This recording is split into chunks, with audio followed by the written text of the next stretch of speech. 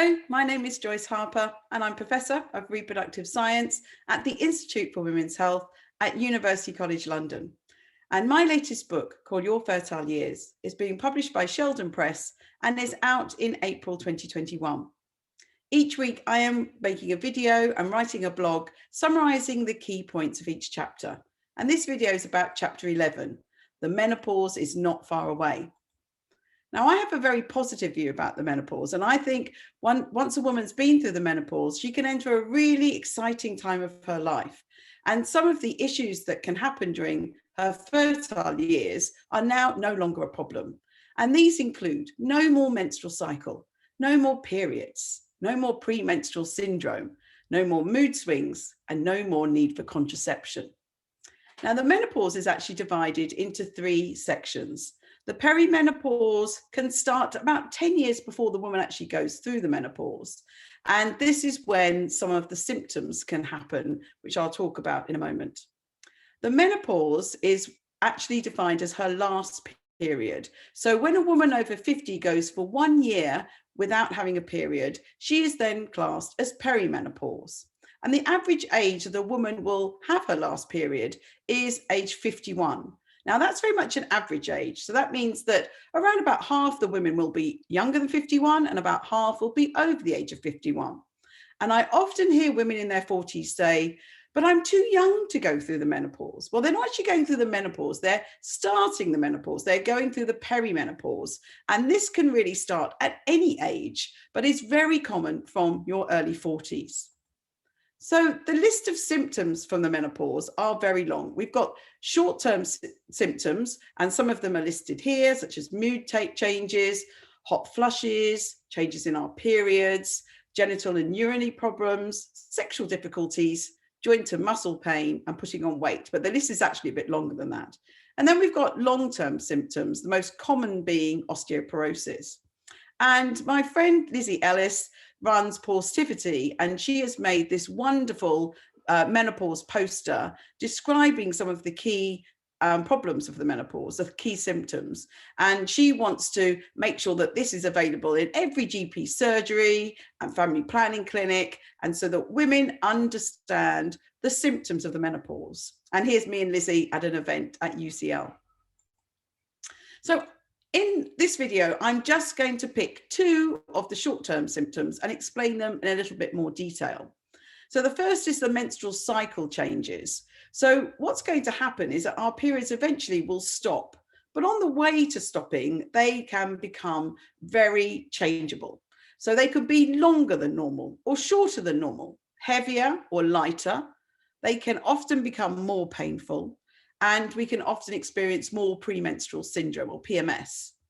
So what's important is to be prepared, to be aware that these changes are going to happen. So you might have had a very regular 28-day or 28-day-ish cycle for many, many years, and these changes are going to happen. So you might not realize your period's going to come. So it's really good to always carry some period protection and be aware that this can happen at any time. If you feel that any of these are really causing you problems, and one of the most common problems at this time are heavier periods. I know so many women that experience really heavy periods around this time, and I certainly did. I remember I had about a year of incredibly heavy periods. Please do not suffer in silence. Please go and seek medical advice.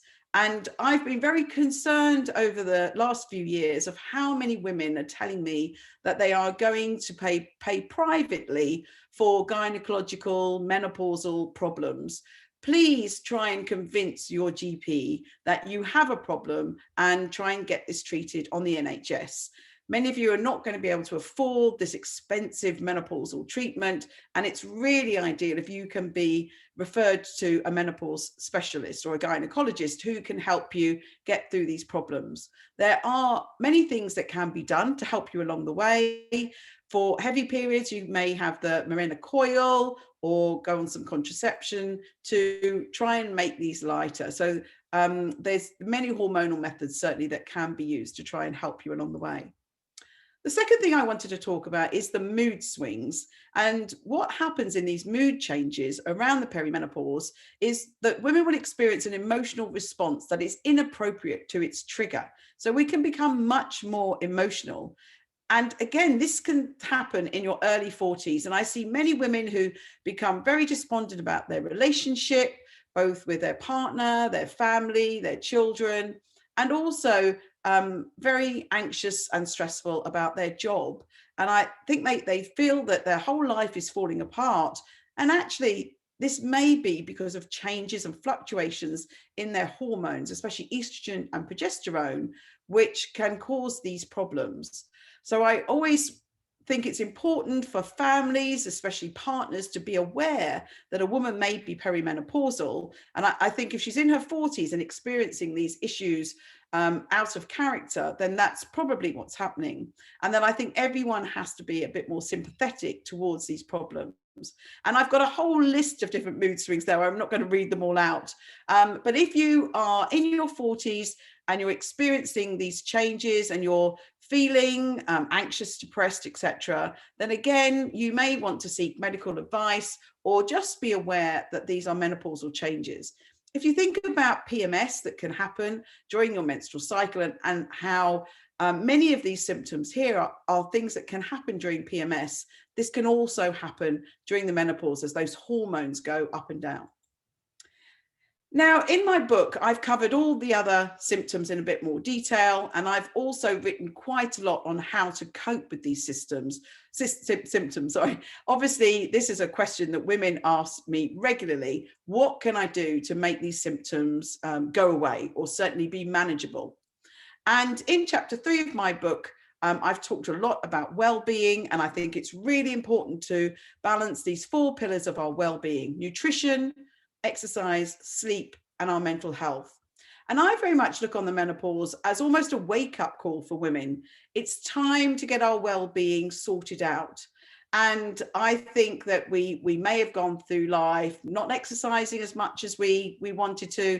I know many women say they don't have time. We may have been eating convenience foods, drinking too much alcohol and caffeine. And I just think it's time to, if we want to, re-establish a good relationship with these pillars of our well-being. And I think it will lead us to a more healthy later life. So I think this is a really good chance to reset and really bring these 4 pillars into line. But I must admit that I know some of the healthiest women who absolutely tick all of these 4 boxes of well-being and still experience menopausal symptoms that really affect their life. So as I've said many times, women are all individual, and what will be right for one person won't be right for the next person. So there are alternatives. HRT, hormone replacement therapy, is something that's will absolutely get rid of probably every menopausal symptoms. It is replacing the estrogen and progesterone that we have stopped producing during the menopause.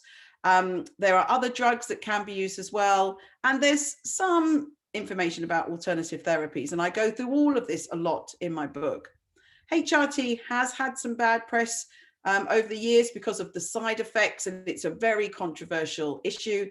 I know that there's some menopause experts that feel that women should be on HRT forever till the day they die.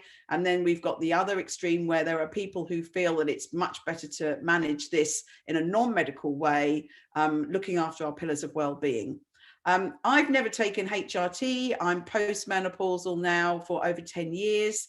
I feel absolutely wonderful. I really am, so happy, feel fit and healthy. And I personally don't feel that I want to take HRT, but I absolutely know women who feel that this is the only thing that's getting them through their life at the moment. So it's very individual, but the key message again is don't suffer in silence. If you're not coping well with the symptoms of the menopause, if they're affecting you seriously, then please go to see your health professional. And again, try to convince them to not deal with this themselves. This is a very complex treatment to deal with. So they must hopefully refer you to a menopause expert or a gynecologist to get expert advice on how to help you get through the menopause. So not one size fits all. There's many options. Try what's right for you, try what works for you, and hopefully you will get through these symptoms and come out the other side and feel fantastic. So as I said, I've had this very positive view to the menopause. I was on the BBC Breakfast week of the menopause back in 2019 with this wonderful group of women talking positively about the menopause. And I have done a few podcasts talking about the happy menopause, the radiant menopause, and I really hope you can listen to some of these and think about what's right for you. So that's all I'm going to say about the menopause. I could talk for hours and hours about the menopause. I've written a blog about this, which gives a little bit more information, as always, on globalwomenconnected.com. And you will read a lot more about the menopause in my book.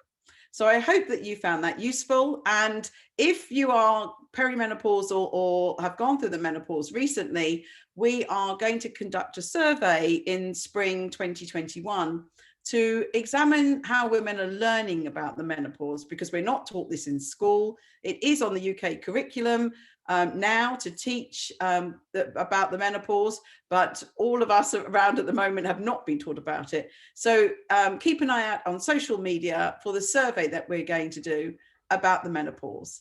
So as always, thank you very much.